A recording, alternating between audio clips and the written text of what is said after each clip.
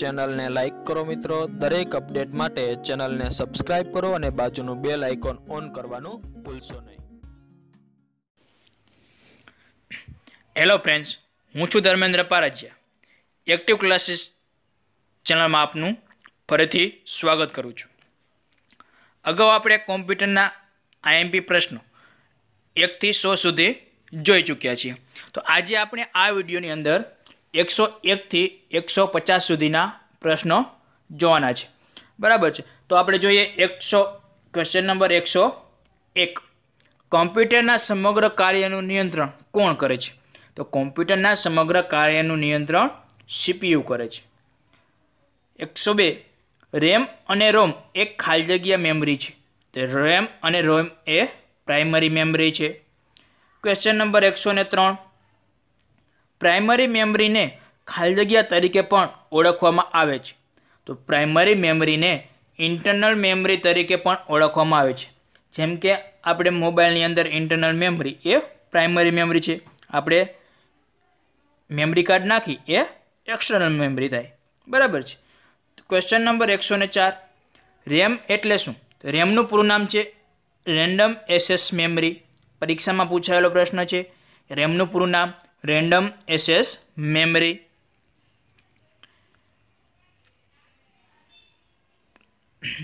Question number 104 રોમ એટલે કે read only memory. આ પણ પરીક્ષામાં પૂછાયેલો પ્રશ્ન છે। ક્વેશ્ચન નંબર 105 સેકન્ડરી મેમરીને ખાલી જગ્યા તરીકે પણ ઓળખવામાં આવે છે। સેકન્ડરી મેમરીને એક્સટર્નલ મેમરી તરીકે પણ ઓળખવામાં આવે છે। એક્સટર્નલ મેમરી એટલે આપણે મોબાઈલમાં આપણે જે નાખી છે મેમરી કાર્ડ, તે એક્સટર્નલ મેમરી કહેવાય। ક્વેશ્ચન નંબર 104 સીપીયુ એક પ્રિન્ટેડ સર્કિટ બોર્ડ પર મૂકવામાં આવે છે, જેને ખાલી જગ્યા કહે છે। તો સીપીયુ એક પ્રિન્ટેડ સર્કિટ ઉપર મૂકવામાં આવે છે, તેને આપણે કહીએ છીએ મધરબોર્ડ। ક્વેશ્ચન નંબર 107 કોમ્પ્યુટરની અંદર થતી બધી જ ક્રિયાઓનું સંચાલન કોણ કરે છે? તો કોમ્પ્યુટરની અંદર બધી જ ક્રિયાઓનું સંચાલન કંટ્રોલ યુનિટ કરે છે, એટલે કે સીયુ નું પૂરું નામ છે કંટ્રોલ યુનિટ। ક્વેશ્ચન નંબર 108 ગણિત તથા તર્કના બધા જ કાર્યો ખાલી જગ્યા દ્વારા થાય છે। તો ગણિત તથા તર્કના બધા જ કાર્યો એએલયુ દ્વારા થાય છે, arithmetic and logic unit. ALU નું પૂરું નામ છે arithmetic and logic unit. Question number 109 સીપીયુનું સંપૂર્ણ નામ જણાવો। તો સીપીયુનું સંપૂર્ણ નામ છે સેન્ટ્રલ પ્રોસેસિંગ યુનિટ। આ પરીક્ષામાં પૂછાયેલો પ્રશ્ન છે, સેન્ટ્રલ પ્રોસેસિંગ યુનિટ।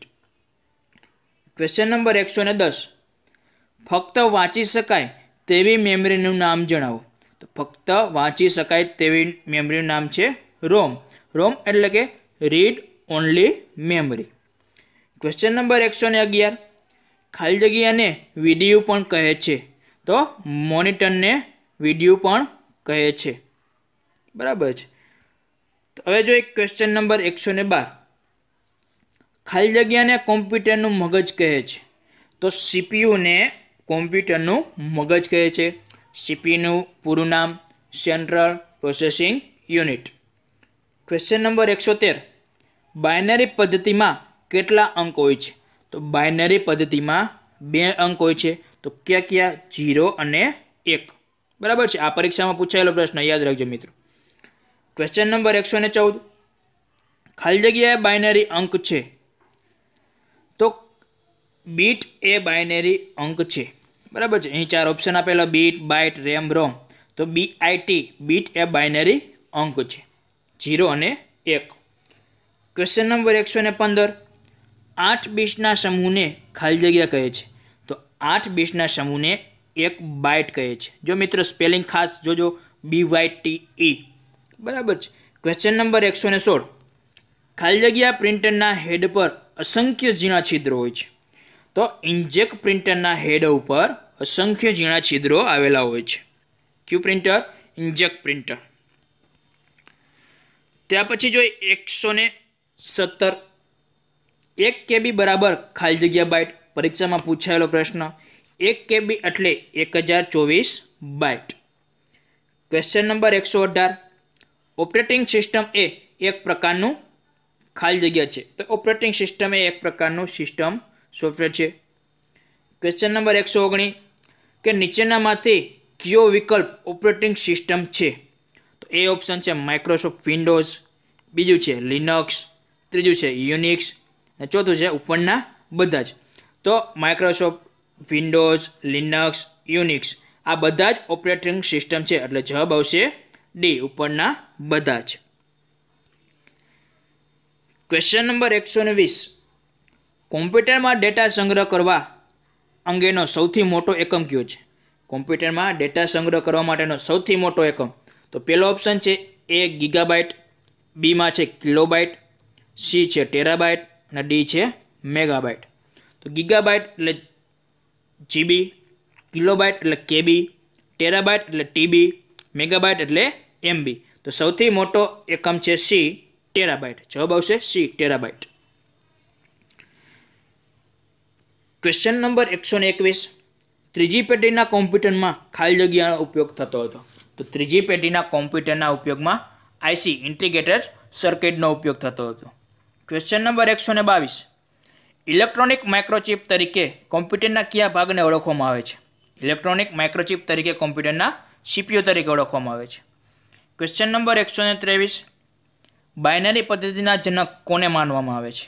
તો બાયનરી પદ્ધતિના જનક અગસ્ટાને માનવામાં આવે છે. શું નામ છે? અગસ્ટા, યાદ રાખજો. ક્વેશ્ચન નંબર 124 વર્ષ 1946માં કઈ યુનિવર્સિટીના જેએફ એક્ટ અને જ્હોન મુચલી દ્વારા એનિયાકનું નિર્માણ થયું હતું? તો વર્ષ 1946માં પેન્સિલ્વેનિયા યુનિવર્સિટીના જેફેઝર એક્ટ અને જ્હોન મુચલી દ્વારા એનિયાકનું પ્રથમ નિર્માણ થયું હતું. ત્યાર પછી છે ક્વેશ્ચન નંબર 125 યુનિવાક કોમ્પ્યુટરનું નિર્માણ કોના ઉપયોગ માટે થયું હતું? તો યુનિવાક કોમ્પ્યુટરનો ઉપયોગ સેના અને વિજ્ઞાન માટે થયું હતું. ક્વેશ્ચન નંબર 126 કોમ્પ્યુટરની ઝડપ શેમાં માપી શકાય છે? તો કોમ્પ્યુટરની ઝડપ માઇક્રોસેકન્ડ અને નેનો સેકન્ડમાં માપી શકાય છે. ક્વેશ્ચન નંબર 127 મેગ્નેટિક ડિસ્ક ઉપર કોનું વરખ જોવા મળતું હતું? મેગ્નેટિક ડિસ્ક ઉપર આયર્ન ઓક્સાઇડનું વરખ જોવા મળે છે. ક્વેશ્ચન નંબર 128 કોમ્પ્યુટરની કઈ પેઢીમાં પ્રોગ્રામિંગ ભાષાનો વિકાસ થયો હતો? તો કોમ્પ્યુટરની બીજી પેઢીમાં પ્રોગ્રામિંગ ભાષાનો ઉપયોગ થયો હતો.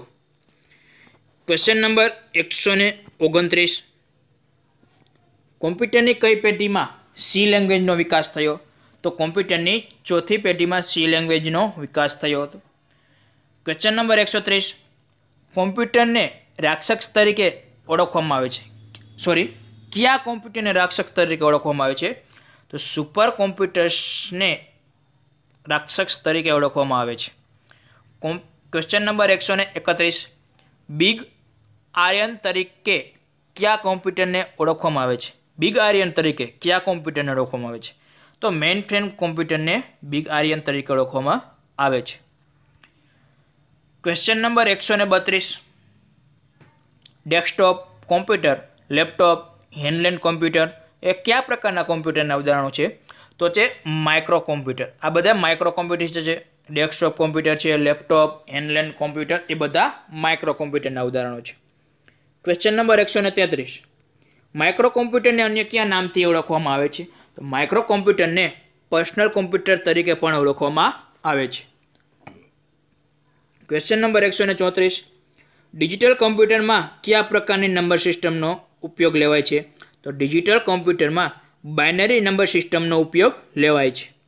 ક્વેશ્ચન નંબર 135 કોમ્પ્યુટર મેમરીનો નાનામાં નાનો એકમ કયો છે? તો કોમ્પ્યુટર મેમરીનો નાનામાં એકમ છે બીટ. ક્વેશ્ચન નંબર 136 1024 બાઇટ એટલે ખાલી જગ્યા. તો 1024 બાઇટ એટલે કે 1 KB 1 kilobyte. Question number 137 mono printer તરીકે કયા પ્રિન્ટરને ઓળખવામાં આવે છે? તો ડોટ મેટ્રિક્સ પ્રિન્ટરને મોનો પ્રિન્ટર તરીકે પણ ઓળખવામાં આવે છે. ક્વેશ્ચન નંબર 138 ડોટ મેટ્રિક્સ પ્રિન્ટરની ઝડપ શેમાં મપાય છે? તો ડોટ મેટ્રિક્સ પ્રિન્ટરની ઝડપ DPI એટલે કે ડોટ્સ પર ઇંચમાં મપાય છે. Question number 139. કોમ્પ્યુટરને બંધ કર્યા પછી પણ રોમમાં રહેલો ડેટા નષ્ટ થતો નથી. આ વિધાન ખાલી જગ્યા છે. તો આ વિધાન સત્ય છે. Question number 140. રોમ કોની ઉપર આવેલી એક સિલિકોન ચિપ છે? રોમ એ મધરબોર્ડ ઉપર આવેલી એક સિલિકોન ચિપ છે. Question number 141. કોમ્પ્યુટરમાં સૌથી વધુ ઉપયોગ મેમરી કઈ છે? સૌથી વધુ ઉપયોગ થતી હોય મેમરી તો રેમ, રેન્ડમ એક્સેસ મેમરી. રેમનું પૂરું નામ random access memory. Question number છે 142. કોમ્પ્યુટરમાં ડેટા પ્રોસેસિંગ માટે મદદ કરતું સાધન કયું છે? તો કોમ્પ્યુટરમાં ડેટા પ્રોસેસિંગ માટે મદદ કરતું સાધન છે CPU. Question number 143.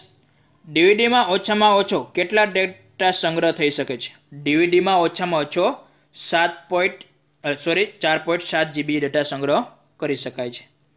Question number 144. Floppy disk કેટલા આકારમાં ઉપલબ્ધ છે? તો ફ્લોપી ડિસ્ક 3.5 ઇંચ, 5.25 ઇંચ અને 8 ઇંચમાં ઉપલબ્ધ છે. Question number 145.